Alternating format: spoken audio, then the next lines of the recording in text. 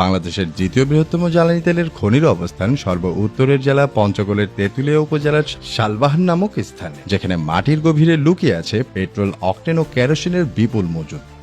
এই সম্ভাবনাকে ঘিরে মানুষের মধ্যে এক বিশাল প্রত্যাশা তৈরি হয়েছিল যে উত্তরের জনপদের ভাগ্য এবার বদলে যাবে।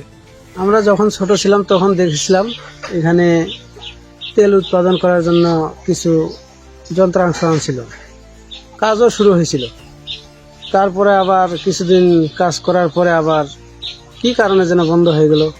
কিন্তু সবাইকে অবাক করে দিয়ে কিছুদিন পরে হঠাৎ সেই অনুসন্ধান কাজ বন্ধ করে দেওয়া হয়।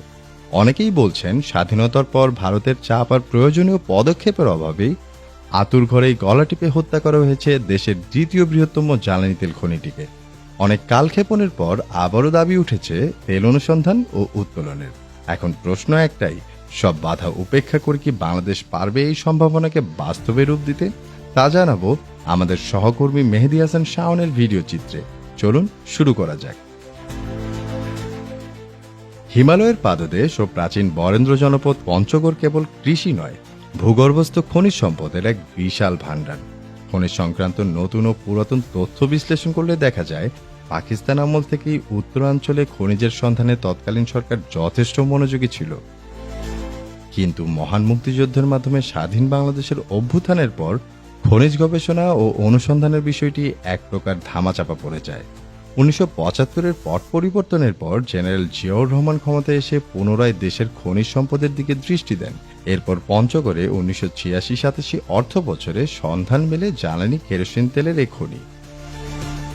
পেট্রোলিয়াম ডেভেলপমেন্ট প্রকল্পের অধীনে অনুসন্ধান চালানো হলে ওই এলাকায় 5000 পয়েন্ট গভীরে এই খনির অবস্থান নিশ্চিত হয়। ফরাসি কোম্পানি ফরাসল টানা 2 বছর অনুসন্ধান শেষে নিশ্চিত হয় তেঁতুলিয়া উপজেলায় 900 মিটার গভীরে রয়েছে উত্তোলনযোগ্য জ্বালানি তেল।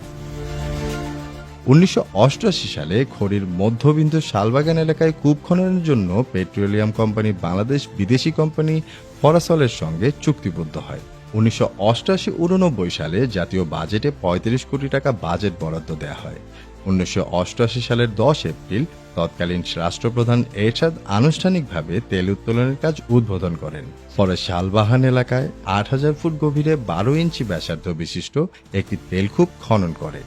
আনুষ্ঠানিক উদ্বোধনের ঠিক এক সপ্তাহের মধ্যেই ভারতীয় একটি হেলিকপ্টার এসে খনি এলাকায় 3 বার ঘুরে চলে যায়, যার সূত্র ধরে টানা 3 দিন মূল খনির মুখে পাথর, সিমেন্ট, সীসা ফেলে ঢালাই করে দেয়া হয়।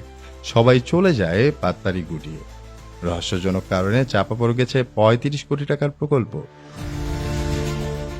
সূত্র জানায় বাংলাদেশের মূল খনিমুখ চিরতরে বন্ধ করে দেবার পর শালবাহার থেকে মাত্র 5 কিলোমিটার দূরে সীমান্তের ওপারে ভারতের জলপাইগুড়ি জেলার রায়গঞ্জ থানার জমিদারপাড়া গ্রামে তেলকূপ খনন করা হয়েছে। ওই খনির একটি অংশ থেকে প্রতিদিন জ্বালানি তেল উত্তোলন করছে ভারত। স্থানীয় লোকমুখে শোনা যায় ভারতের তেল উত্তোলনের পথ প্রশস্ত করতেই দেশের এই খনি বন্ধ করে দেওয়া হয়েছে। সীমান্তের ওই পারে ভারতে তেল উৎপাদন হয়, কিন্তু আমাদের এখানে তো উৎপাদন হওয়া তাহলে সম্ভব, কেন যে হচ্ছে না? আমরা শুধু গল্প শুনি এখানে নাকি তেল আছে, কিন্তু কোনো উন্নয়ন দেখছি না। প্রকল্প চালু থাকলে আমাদের এলাকায় অনেক কর্মসংস্থান হতো। 22 বছর আগে অনেক ঢাকঢোল পিটিয়ে জ্বালানি তেল উত্তোলন কাজ শুরু হলেও প্রায় 2 যুগে জনগণের প্রাপ্তি খুবই সামান্য। সরকারিভাবে খনিমুখ সংলগ্ন এলাকায় প্রতিষ্ঠা করা হয় একাধিক শিক্ষা প্রতিষ্ঠান, জনবসতি, যা এই খনিকে আরও আড়াল করে ফেলেছে। এ মাটির 900 মিটার গভীরেই যে দেশের মূল্যবান সম্পদ রয়েছে তা ভুলতে বসেছে দেশ। আপনার কি মনে হয় এই খনিকে আবার চালু হওয়া উচিত, নাকি শুধু হারিয়ে যাওয়া একটি সম্ভাবনার গল্পই রয়ে যাবে? মহান আল্লাহ তাআলা সবাইকে ভালো রাখুক, সুস্থ রাখুক। আল্লাহ হাফেজ।